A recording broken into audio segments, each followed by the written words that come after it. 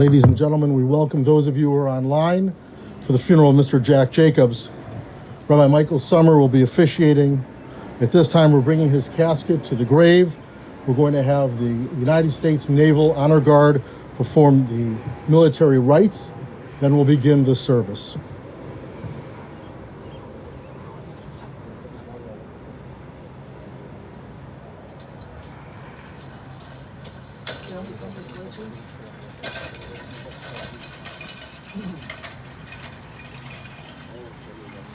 Ladies and gentlemen, please come this way. Please be seated. Everybody has a folder.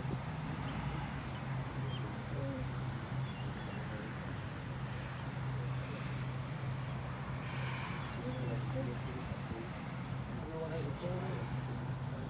Hello, Dr. Slosky.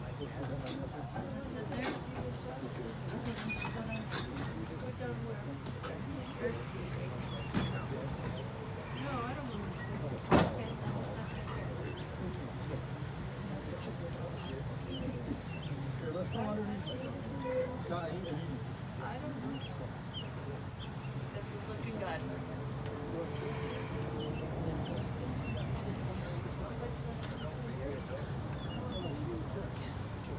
I'll get you down. Okay.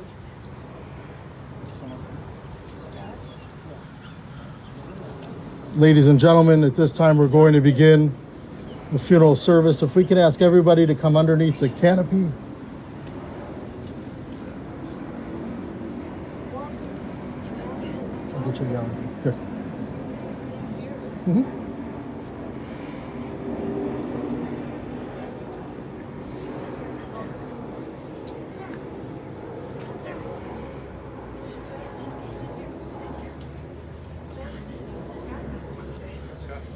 Scott, please come here. Sir.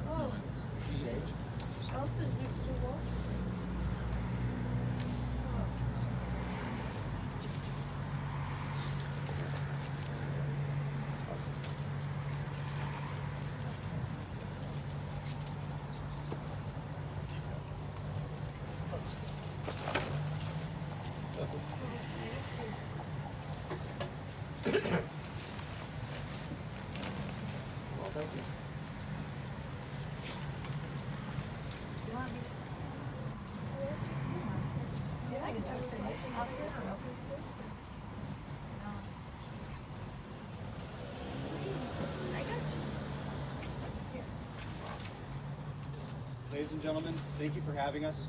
It's our honor to be here. Those who have served are invited to render a final salute during taps. If you're able to comfortably do so, please rise for military honors.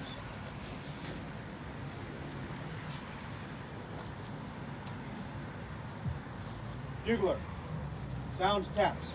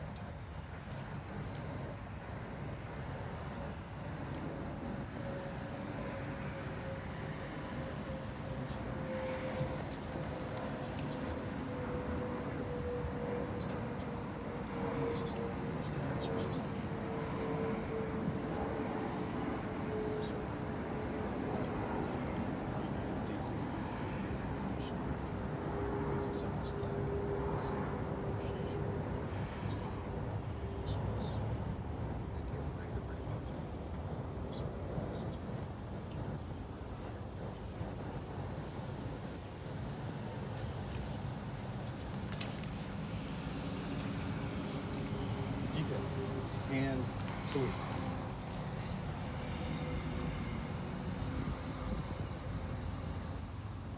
Ready, two. Left, face.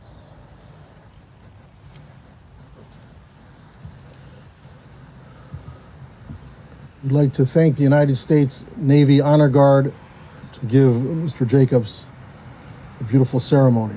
At this time, Rabbi Michael Sommer will begin with the religious portion. Just as a reminder, please be sure that your phones have been turned off. And once again, we welcome those of you who are joining us online. This time, I'd like to ask his son and daughter to please rise as the rabbi performs the ceremony of Kriya.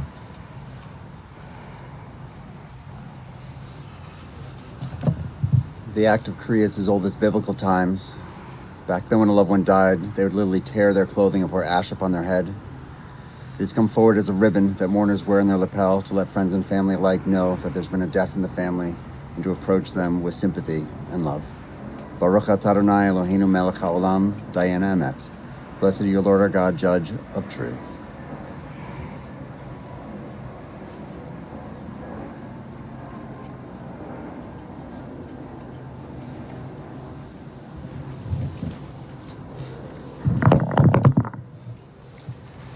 Esainai el heharim, me'ayin yavo ezri.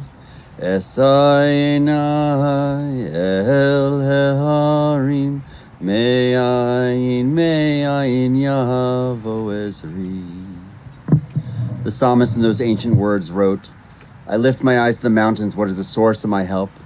My help comes from Adonai, maker of heaven and earth. God will not let your foot give way. Your protector will not slumber. See, the protector of Israel neither slumbers nor sleeps. God is your guardian. God is your protection at your right hand. The sun will not strike you by day, nor the moon by night. God will guard you from all harm. God will guard your soul, your going and coming, now and forever. A poet wrote, what is the measure of a man? His measure is the kind words people say when he isn't there, and the memories he creates that stay indelible in the minds of all who knew him. What is the measure of a man? It is the amount of love he leaves in people's hearts and the laughter he leaves upon people's lips. What is the measure of a man? It is the length of time he's remembered, his good deeds and his kind words, measured in the length of years. Stories of his best moments and loving kindness get told by family and loved ones alike. Jack Jacobs blazed his own trail. Living an incredible life of 102 years is an accomplishment. Leaving a legacy behind of a vast loving family after overcoming so much adversity is no easy feat. Jack worked hard his whole life, at times just to stay alive. He's an American hero and veteran naval aviator of World War II. He accomplished everything he set out to do in business and made friends wherever he went. Today we celebrate Jack's life while mourning his death and absence. Son of Mayor and Eve of blessed memory, preceded in death by his siblings Lois, Gwen, Leslie, and Joan, all of blessed memory. Husband for over 54 years to Kitty of blessed memory. Father of Scott, Lynn, Stephen, and Connie, James, Michael of blessed memory, and his wife Elizabeth. Gina and her husband Howard, both of blessed memory. Grandfather and great-grandfather to too many to name. 29 incredible souls that lit up Jack's face whenever he could spend time with you all. We are blessed with the lives we share. May Jack's memory always be a blessing as we celebrate the memory of his life. A poet wrote, fight my fight. Dry your tears and pick up the mantle I've left you. Fight my fight for those in need and for those who never had a me to share their lives. Fight my fight by caring for the stranger, the sick, the silent, the victim, the child, the one who has no one else to come to their side and defend them from the world. Fight my fight because it is the right thing to do. Take my love for you and share it with the rest of the world in hopes of filling it up with a love so big that you find every person in the world standing by your side as a defender of all that is good. May you all fill the world with the light I've always tried to share with every person I've known or loved. My hand may not be in yours, but know that my spirit lives in your heart, and my light can never be extinguished as long as memories of me give you the strength you need to fight my fight. The Byrds made popular these ancient words of Ecclesiastes when they sang that there's a time for everything and a season for every activity under the heavens, a time to be born and a time to die, a time to plant and a time to uproot, a time to tear down and a time to build, a time to weep and a time to laugh, a time to mourn and a time to dance, a time to scatter stones and a time to gather them, a time to embrace and a time to refrain from embracing, a time to search and a time to give up, a time to keep and a time to throw away, a time to tear and a time to mend, a time to be silent and a time to speak. And now is the time we speak of Jack's incredible life, as I invite up his son Scott to say some words about his dad.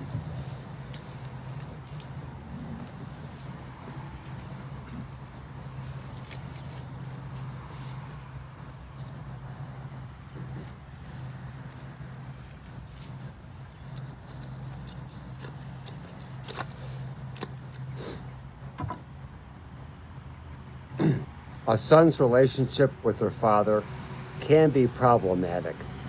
It's never static, always morphing.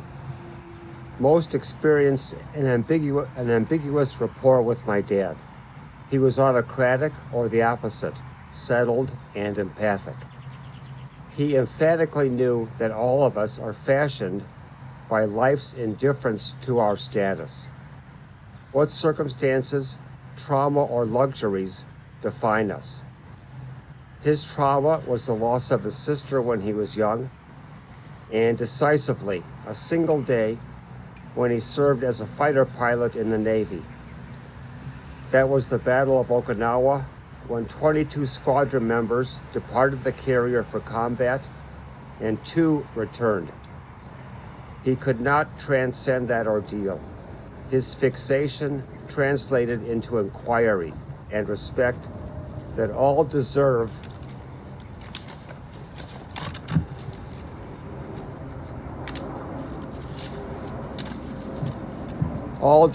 dignity. No one is exempt from life's hostility and aggression. We are all pivoting every day, encountering life's circumstances. I learned from my dad the common laborer deserves one's deference to the same degree as the COO of a public company. You are not privy to the unique and definitive reality of another's life. My dad would want us to all share courtesy and favor, acknowledge everyone is in the identical milieu, recognize humanity, and contribute to this. It is deserved and just.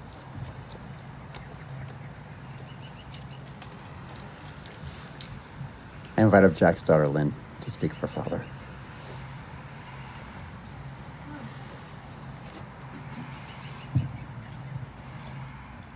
Well, welcome to all of you. Thank you for being here. My dad, as most of you know, was an incredible speaker. He could get up and talk to anybody about anything, any group, any gathering. He was always the first one up. Years ago, I lost a friend, and I called my father and I said, "Dad, you always seem to know what to say. How do you do that?" And he looked at me and he said, "Don't you dare ever write something down. No offense, that was beautiful. I don't mean that. Anything against what you did. But he said to me, you get up and you speak from your heart. And you look at those who are here present and know that they're here because they cared for the person who is no longer here." I recognize most of you. Dear friends and family, I have to say that for all the seriousness and beauty of what we've seen here today, what I want to add, after having the sort of privilege of taking care of my father for the last God knows how many years, is that what you probably don't know is that this man had a side of him that was kind, funny, that he didn't let a lot of people know about because he had this, had to be Mr. whatever. Whoops. Anyway, in his later years, after my mother passed away, and he lost his son, Michael, whose widow Elizabeth is here, and he lost some family members.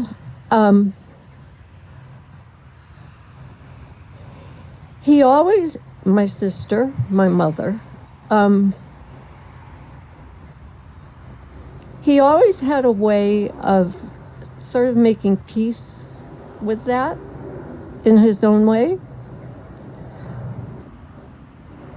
What I want to share with you is the last few years of his life, when I had the sort of privilege of taking care of him. I didn't think it was going to be quite as long, and we're here also, we should be celebrating someone who lived to 102. So this is not, as my son kept telling me, Mom, stop crying.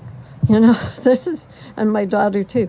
This is beautiful. This should be a celebration. A man lived to 102 years old. He was a fighter. He believed in his country. He believed in mankind. He believed in the goodness of people. And what a lot of you don't know is how much he loved children, especially in his later years. And I'm going to tell two stories, and forgive me for taking so much time. However, my father, before he got to the point where he couldn't walk around really, would go into restaurants and see a little kid, and he'd look at the little kid and go, "Hey, kid, you want to learn how to fly?" All the time. That's what he did. And some of the kids would look at him and run away and go, "There's this strange man talking to me, Mom." And then other kids would look at him and go, "Yeah." And so my father would say, "Well, you're gonna sit in the back seat, and I'm gonna sit in the front seat, and I'm gonna teach you how to fly." And most of the kids these days would look at him and go, "You're getting in the back seat, and I'm getting in the front seat." And he always loved telling those stories. His grandchildren and his great-grandchildren, this is a whole other thing.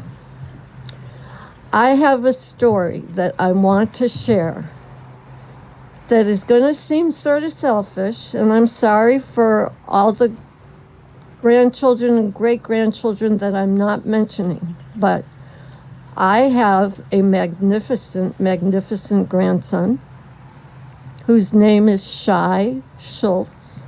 His father is my son, Justin. Shai will be 3 years old this summer, July 11th. When Shai came to town with Justin and his wife, I don't know if Taylor was here then, but Justin was here, and we had Shai for the day. And Shai never stops moving, he's a typical 2-year-old kid who's just never going to sit down.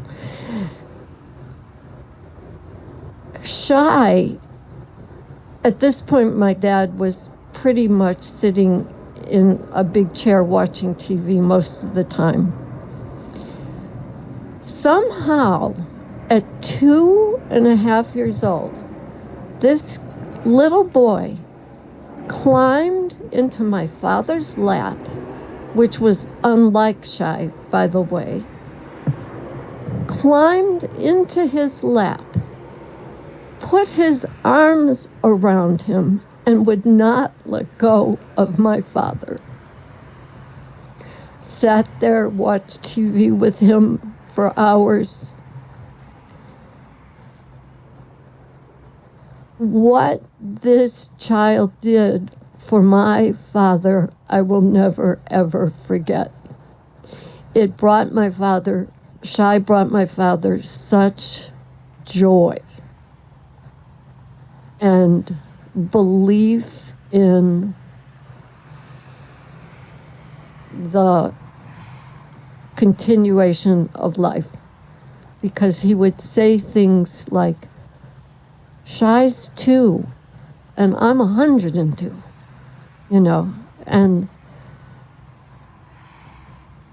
there was something magical or spiritual happening in that room. That's all I can say. It was something like I have never, ever, ever, ever seen, ever. To this day, as my son can attest, I mean, they live in Florida, so they're an hour ahead, and Shy likes to use the phone and would always call and FaceTime. I don't know how you let him do it, but he did it. And he would always go, hi, Nani. That's me. And I'd go, Shy, hi. And then Shy goes, Pop. I want Pop.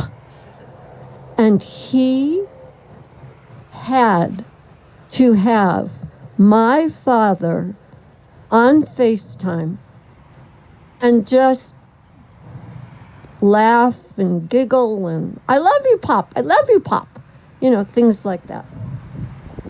I know I'm going on and on, but my point is, my father, Jack Jacobs, known to the world as, I don't know, Mr. Navy person, then Mr. Business person. My father's last years were spent loving his family, his grandchildren, his great-grandchildren, his friends. And I want each and every one of you here to know that he lived a magnificent life, a sad life at times. Who hasn't? We all have had sadness and joy. I would have to say the loss of his son, Michael, and I'm sorry, Elizabeth, but I have to. His daughter, Michael's daughter, is also here, Lindsay. I'm sorry, I should have introduced you.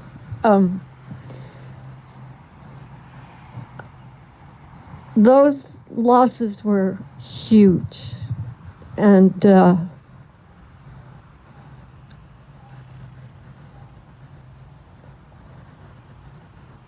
he was blessed to have a family that loved him and stood by him, because sometimes he could be a very difficult person to be around.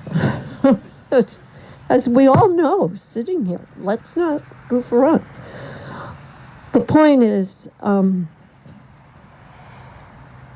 he lived a magnificent, full, beautiful life. Thank you all for being here, for knowing him, for loving him, for at times putting up with him. I'm looking at the front row. I see my daughter, I see my son, I see my friend Walter, I see Scott, I see Sage, I see all of you, okay?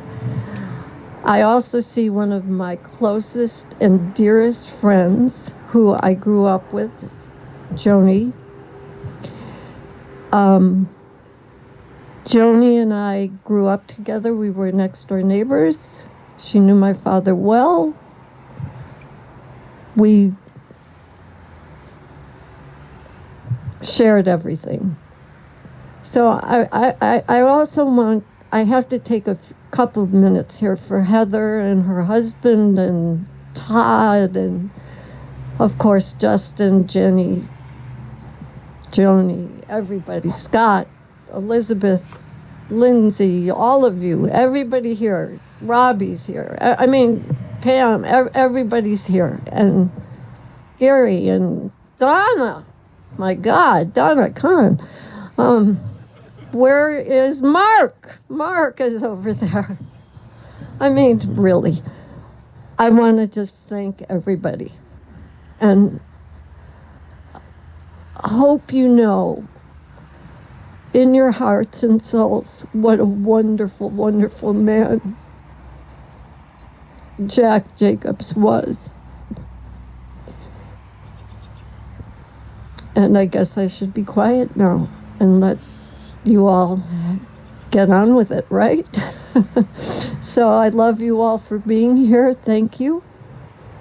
And I think that's called speaking from the heart, I guess. I don't know what else to call it. I should shut up now. I'm going to stop now. Okay. Thank you all for being here. Okay. He would have liked that, wouldn't he? Yeah, that was a good one. Thank you. That was a good one. No applause necessary at a funeral. No, I know. Okay. I invite up Jack's grandson, Justin, to say some words.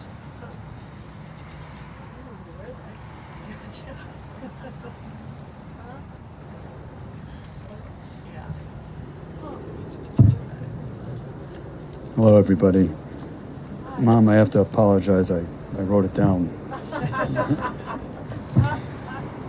You'll have to pardon me as I bounce between glasses and no glasses. I can't tell which one I can see better with.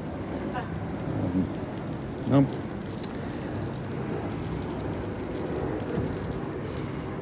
According to Leah Roston in The Joys of Yiddish, a shmegegi is an unadmirable petty person, a maladroit, untalented type, a sycophant, a schlepper, a whiner, or a drip. Roston says the word originated as a Meritish slang, with the most origin being a dazzling, omnipoetic child of the Lower East Side. Pop applied shmegegi widely, from the unassuming driver doing anything less than Mach 1 in the left lane on the Chicago Skyway, to the waiter at Armando's Italian restaurant that dared put less than a half a gallon of marinara sauce on his spaghetti. Early on, he would label such individuals as shmegegis, with me as nothing less than a conversational bystander.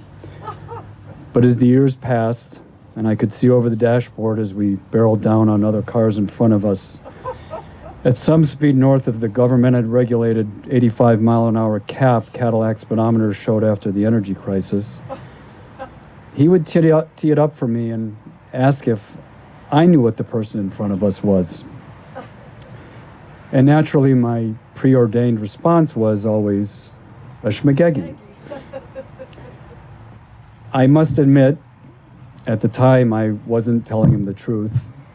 I had no idea what a shmegegi was.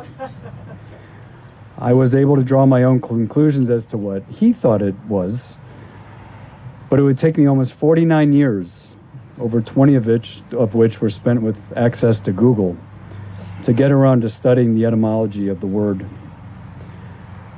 I suppose I just always figured I had more time to do it. That's the thing about days like today. We inevitably speak of time, or our lack thereof, not because we're unoriginal, but because time connects all of us, regardless of how much we take advantage of the time we have, or how much we take it for granted. These connections between us are infinite, The irony, of course, as we all know, is that our time is not. Early on, before hitting any turns in my own path, I saw time as linear, simply a transporter taking me from one place to another, a young man's naivete. And it wasn't, well, now I have to apologize because I'm going to talk about my son, like my mother did. So pardon us. It wasn't until I saw my son Shai, until he was born, that I really started to appreciate time's curvature. And it wasn't until I, like my mom, watched Shai and Pop together that I fully understood its unending circle. As the two of them were separated by 99 years, but as close as two people could possibly be, Pop giving Shai the confidence to step into the sun, and Shai helping Pop take comfort in knowing it's okay to step back. It turns out that despite all the negative undertones of the image of the serpent's head eating its tail, it's actually a symbol of renewal, something meant to show us that life, despite its brevity, is always being replenished. The circle of life that I now appreciate is a symbol of these two opposites that couldn't actually be any closer. So as it turns out, when looked at rationally, the serpent in the tail, this daunting symbol of darkness, is actually quite, oh, thank you. Without the mask, people can actually see your nose. This daunting symbol of darkness is actually quite light, and at the very least should be a neutral symbol. However, we like to assign intense meanings to symbols, as we humans aren't always rational. Pop's circle of life had 102 years, quite the circumference. In the current spirit of playoff basketball, that 102 he posted were some solid numbers. Sure, he left some pain on the guardrails along the way, but that's what happens when you help fight a world war along the way. Pop doing his part by flying off the deck of an aircraft carrier in the middle of the Pacific. He fought a bunch of other wars, some of them against those he decided to label as enemies, and some of them, as we know, with himself, when he crossed some line and was too much in this world. He lived a lot. He loved a lot, particularly Nana for 54 of those 102 years. But through it all, one thing he never lost, or took lightly from that matter, was the sense of humor. He had many imperfections, but I don't see how you can live that long without some notes in your file. We loved him, but let's face it, some did not. But regardless of one's feelings for Pop, and to this day there remains some strong opinions out there, no one, whether they considered him friend or foe, will easily forget him. The larger-than-life personality in a charcoal gray suit. He was the first truly ubiquitous person in my life, and they haven't made another like him and probably never will. There's no regrets to have today. It's a strange thing to say, but putting Pop to rest is one of the least regretful days of my life.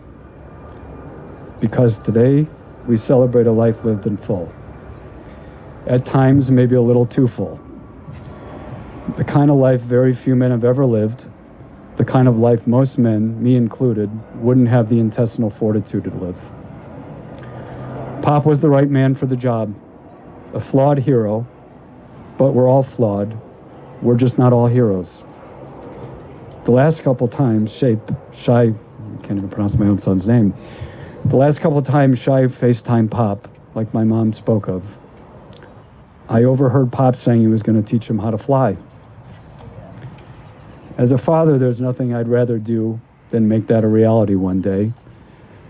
However, I'm not a pilot and he's not even 3. But in the meantime, I've been playing Learning to Fly by Pink Floyd as he falls asleep. In case you're not familiar with it, it goes something like this.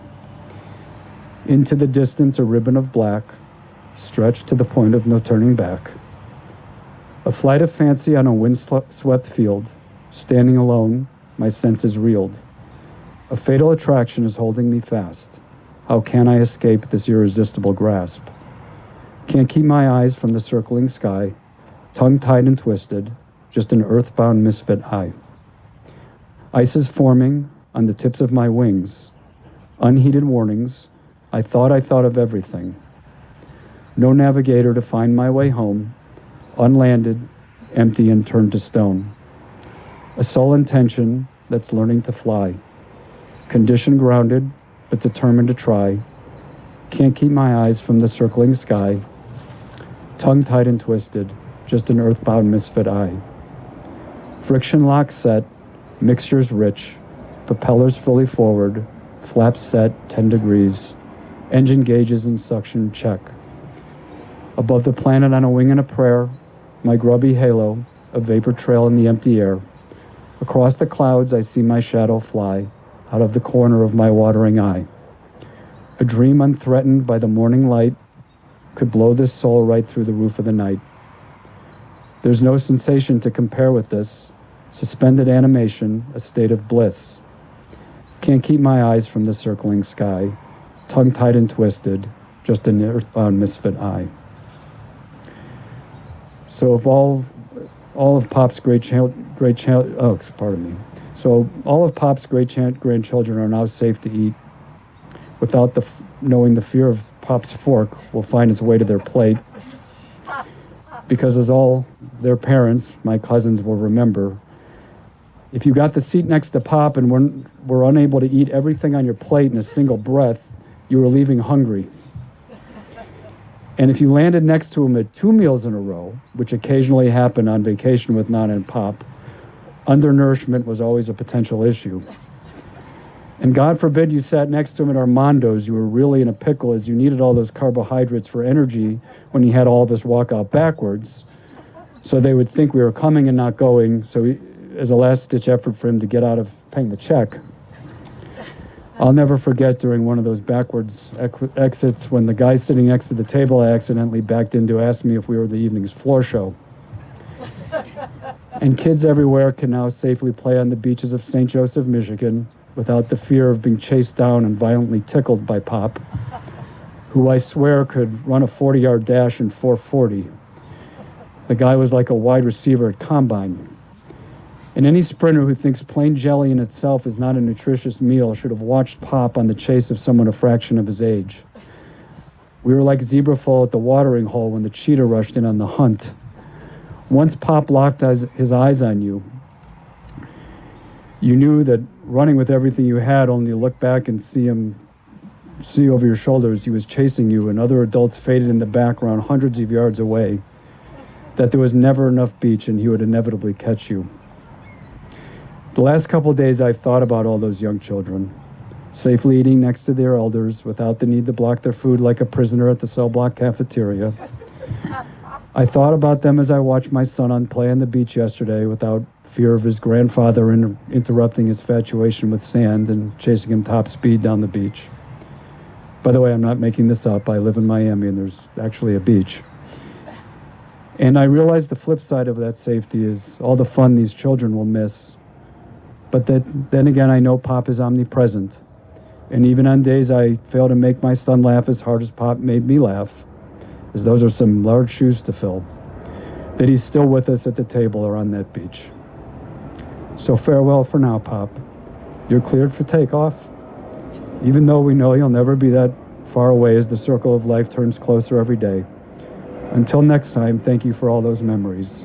We'll do our part to keep them alive. Thank you.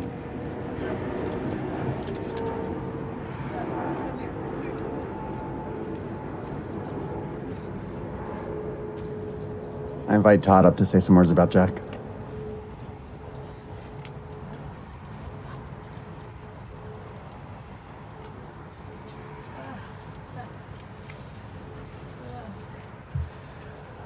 I'm Todd Jacobs. I am Jack's nephew.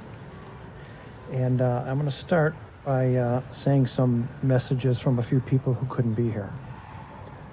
Nancy Chandler is Jack's niece.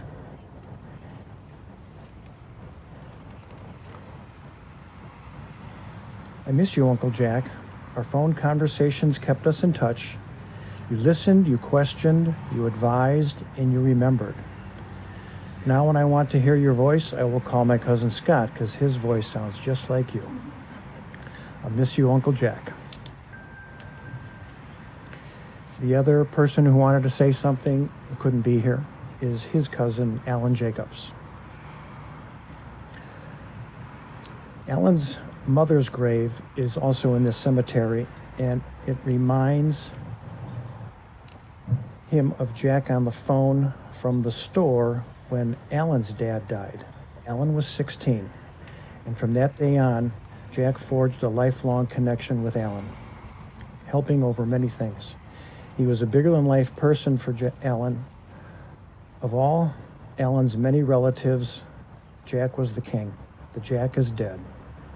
Long live the Jack.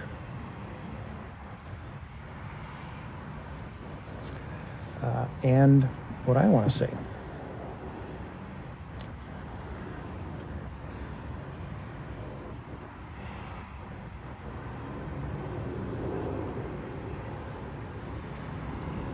As soon as I find it. I guess what I want to say is just some of the more audacious, unusual, and admired by me aspects of his life. These are just small vignettes. And I guess his time in the sky was probably the most conflicted for him. Certainly the tragedy he experienced all around him during the war, but he also told me of transcendent, beautiful moments while flying around through majestic clouds in Pensacola, Florida. I can also imagine how weird it must have been for him to have learned how to take off and land on aircraft carriers just a few miles off of where he grew up on the south side of Chicago in Lake Michigan. Another story I remember of him telling where he moved, I believe it's the 6th Fleet when he was stationed, where he fought in the Pacific Ocean. And according to him, the fleet had to adjust itself because he needed to go back, and it was just one plane. And according to him, they didn't usually do that because the risk of dozens of ships is not worth it. But they did it for him, and I gotta believe that they realized what an important and skillful pilot he was, and was necessary for the effort. He tells a story of refusing to fly a plane one time because he felt something was wrong with it. And he says the flight deck commander just chewed him out for this. And he got out of that plane, somebody else got in that plane, and he just watched that plane travel just a few hundred feet and then crash into the ocean. I was impressed. He was recruited by the Israeli Air Force to be an instructor early in the state of Israel. He loved feeding birds, other urban animals. He was nature shows, and something that I'll remember talking about St. Joseph, Michigan, beautiful house, and did get there a few times, but he would water the forest. This house was just in the middle of the forest, and he would just water every tree that hose could fit. I've enjoyed his conversations, his curiosity, and his amazing capacity to be current into his 90s and 100s. Over and out, Jack.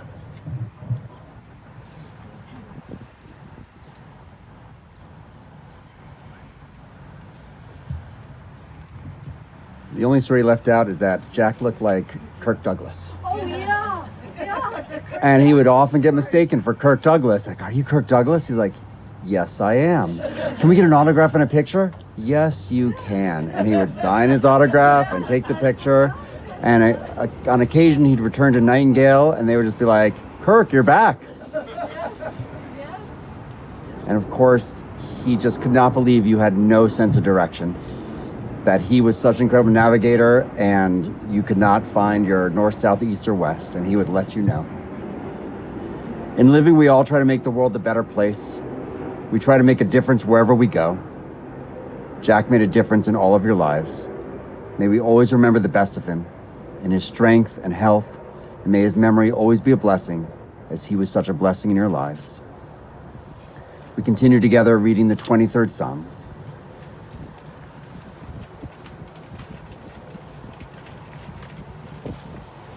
Of course, when we get to the walk part, we're all going to say fly.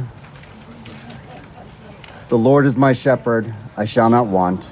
He maketh me to lie down in green pastures. He leadeth me beside the still waters. He restoreth my soul. He leadeth me in the paths of righteousness for his name's sake. Yea, though I fly through the valley of the shadow of death, I will fear no evil, for thou art with me. Thy rod and thy staff, they comfort me. Thou preparest a table before me in the presence of mine enemies. Thou anointest my head with oil, my cup runneth over. Surely goodness and mercy shall follow me all the days of my life, and I will dwell in the house of the Lord forever. We continue with El Melech Rachamim, the memorial prayer. If you will, you may rise.